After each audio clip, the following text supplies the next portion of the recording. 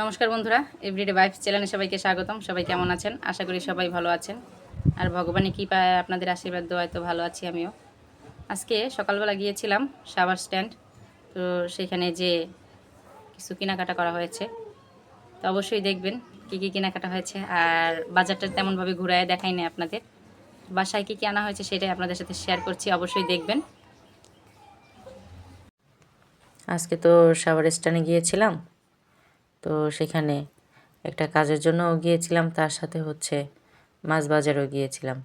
তো মাছ বাজারে গিয়ে তো খুবই ভালো লাগলো। ওই যে বললাম এর আগের বার যে আমি তো তেমনভাবে বাজারে যাই না, তবে যখন যাই খুবই ভালো লাগে আমার কাছে। তো সাভার বাস স্ট্যান্ডে আমি প্রথমবার হচ্ছে মাছ বাজারে গিয়েছিলাম। তো কী কী মাছ আনলাম অবশ্যই আপনারা দেখবেন। অনেকগুলো মাছ আনা হয়েছে। আমাদের ওই যে বললাম যে প্রতিদিনের বাজার প্রতিদিনই করে খাওয়া হয়, আমাদের এখান থেকেই প্রতিদিন বাজার করা হয়। আর যেটা বড় বাজার সেটা হচ্ছে বাস স্ট্যান্ড, তো ওইখান থেকে বেশি মাছ কেনাকাটা বা সবজি টবজি ওইখান থেকে কেনাকাটা করা হয়। আজকে দেখুন দুটো শোল মাছ আনা হয়েছে। শোল মাছ দুটো বড় না অনেক, হ্যাঁ, আমার দেখে তো খুবই ভালো লেগেছে, যার জন্য আমি বললাম যে তাড়াতাড়ি এই শোল মাছ দুটোকে কিনতে। এই দুটো খুবই তাজা, জল দিলে এটা লাফাবে। তো এদিকে আবার হচ্ছে আমি এক এক করে মাছগুলোকে বের করছি। মাছ বাজার অনেক ভিড় ছিল, তার মধ্যে হচ্ছে মাছ বাজারে একটা কোলাহল আওয়াজ, তো এটা দেখাইতে পারলাম না। দেখাইতে পারলে হয়তো আরও ভালো লাগতো আপনাদের।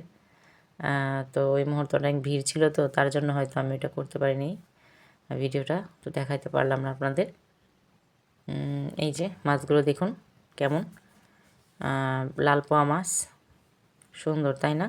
তো লাল পোয়া মাছটা আমাদের ঘরে পাতুরি করলে না সবাই খেতে পছন্দ করে, তার সাথে যদি ভুনাও করি তাও সেটা খেতে পছন্দ করে, কিন্তু পাতায় দিলে সবচেয়ে বেশি পছন্দ করে।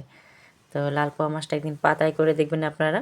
তো আমি তো অনেক অনেক ভিডিওতে দেওয়া আছে, লাল পোয়া মাছটা পাতায় দিয়েছি, তো একবার করে ট্রাই করে খেয়ে দেখবেন, অসাধারণ লাগে এই পোয়া মাছটা পাতায় দিলে পরে।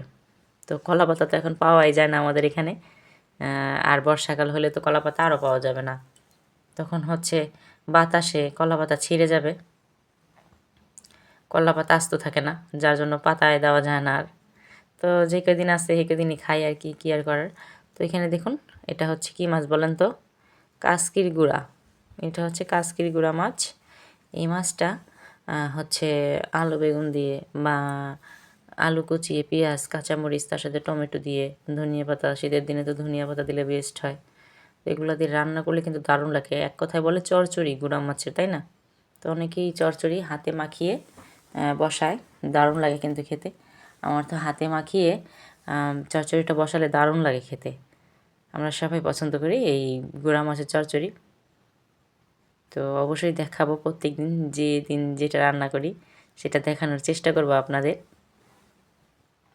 এদিকে সব মাছগুলোকে একসাথে করে নিয়েছি আমি, এখন সব বের করছি মাছগুলোকে আমি প্যাকেট থেকে। এটা হচ্ছে বেলে মাছ। বেলে মাছগুলো কেমন হয়েছে? বেলে মাছটা একটু বড় সাইজের, তো দেখে কিন্তু ভালোই লেগেছে। দেখুন ভালো বড় সাইজের মাছ। তো বেলে মাছটাও বেশি পাতলাও না ঘন না, মাখা ঝোল রান্না করলে কিন্তু দারুণ লাগে খেতে। তো বেলে মাছটাও দিয়ে একদিন একটা রেসিপি তৈরি করব। বেলে মাছটাও খুব মজা লাগে খেতে, বেলে মাছটা রান্না করলে তো কোনো কথা হবে না, দারুণ লাগে। তো বাজারে গেলাম, তো নানান রকমের মাছ দেখলাম, দেখে তো মাথা ঘুরিয়ে গেল পুরো। মনে হলো যেন মাছ বাজারে সব মাছ নিয়ে আসি বাসায়, এমন একটা চিন্তাধারা। অনেক রকমের মাছ দেখেছি। আজকে দেখেছি আরেক ধরনের মাছ, বাঘা আইর। তো বাঘা আইর মাছটা কেমন খেতে জানি না, তো অবশ্য একবার আনতে চেয়েছিলাম। অনেক বড় মাছ, প্রায় না হলেও 20-25 কেজি মাছটা হবে। তো সেটা আবার পিস পিস করে খণ্ড করে বিক্রি করছে বাজারে। একার পক্ষে তো অনেকে সম্ভব না নেওয়ার জন্য, বা অনেকে হচ্ছে এত বড় মাছ নিয়ে কি করবে, যার জন্য কেটে বিক্রি করে। তারপরে তো ভাবলাম যে যদি ভালো না লাগে মাছটা খেতে, এই জন্য আরও আনা হয় নাই।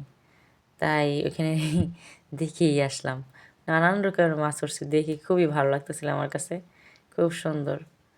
আর এটা হচ্ছে বলেন তো কি মাছ? দেশি চিংড়ি মাছ। দেশি চিংড়ি। এটা হচ্ছে আমার শাশুড়ি মা, উনি তরকারিতে খেতে খুবই পছন্দ করে মা। যে কোনো শাক ভাজা, তারপরে হচ্ছে তরকারি, এটা দিলে পরে খুবই খেতে পছন্দ করে মা। তাই এটা চিংড়ি মাছটা আনা হয়েছে মায়ের জন্যই। ওই মার উসিলায় আমরাও খাই আর কি, কী আর করার বলেন। তো চিংড়ি মাছটা কিন্তু আজকে সবচাইতে বেশি ভালো হয়েছে, তাই না? চিংড়ি মাছটা, এদিকে লাল পোয়া, তার সাথে কাসকির গুঁড়া, আর ওখানে বেলে মাছ।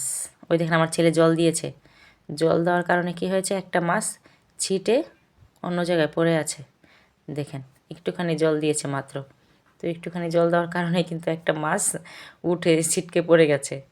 আর এদিকে চিংড়ি মাছ, বেলে মাছ, ওদিকে কাসকির গুঁড়া, সব মাছগুলোকে বের করে নিয়েছি। আরও একটা মাছ এনেছি, দেখাবো, একটু দাঁড়ান দেখাই আমি কি মাছ এনেছি, তো দেখতে থাকুন। আর এদিকে তো মাছটা পড়ে গেছে, এখন মাকে বলা হলো মা এটা তুইলা দাও। আমি হচ্ছে তাজা মাছটা ধরতে পারি না, এই জন্য। তো এই যে মাছ একটা পড়ে আছে দেখুন দরজার সামনে।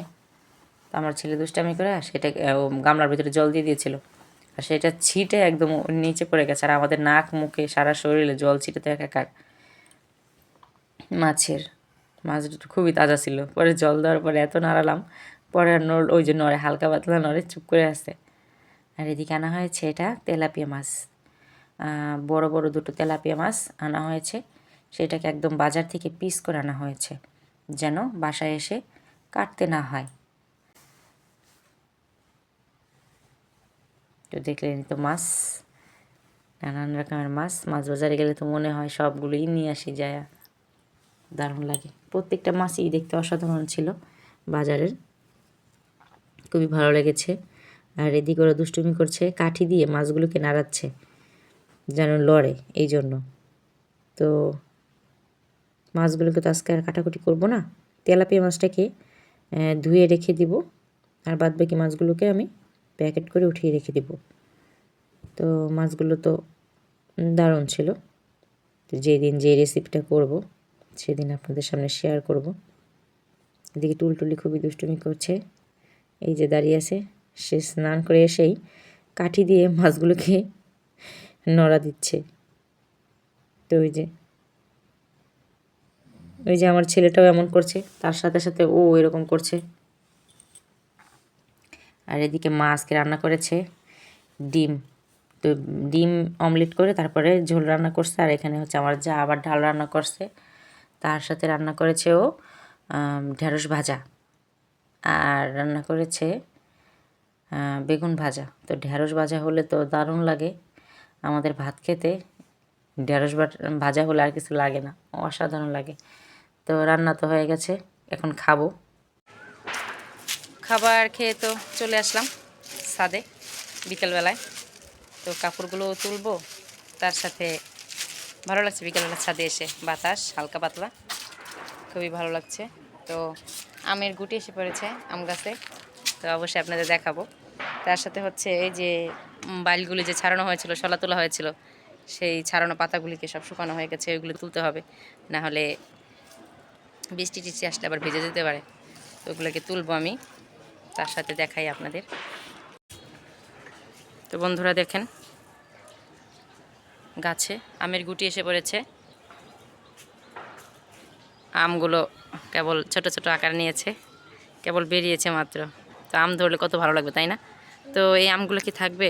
থাকবে না মনে হয়। যদি বৃষ্টি আসে তাহলে তো না থাকারই কথা, বৃষ্টি আসলে তো পড়ে যায়, আর যেগুলো থাকার থেকে যায়। তার সাথে হচ্ছে দেখেন এই পাশেও একটা আম গাছ আছে, বড় আম গাছ। এটার আমগুলি খুব ছোট ছোট হয় দেখুন। তার সাথে ওখানে আবার বাড়ির কাজগুলো চলছে। আর এখানে হচ্ছে আমাদের এই যে ফুলগুলি আছে কিছুটা, আর থাকবে না মনে হয় বেশি দিন।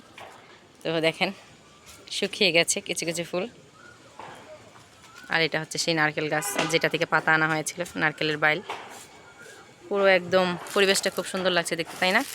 হ্যাঁ, খুবই সুন্দর লাগছে, একদম নিরিবিলি একটা পরিবেশ।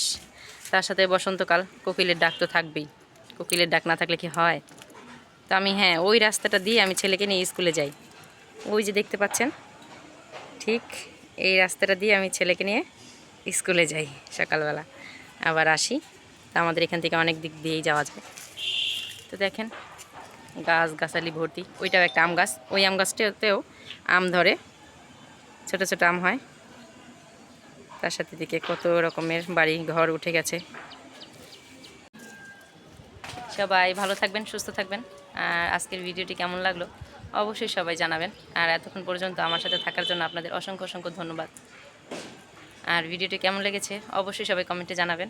আর সাথে মাছগুলি কেমন হয়েছে জানাবেন। আর কী রকমের রেসিপি তৈরি করব সেটাও অবশ্যই জানিয়ে দিবেন। তা আমি চেষ্টা করব সেই রকমের রেসিপিগুলো করার জন্য।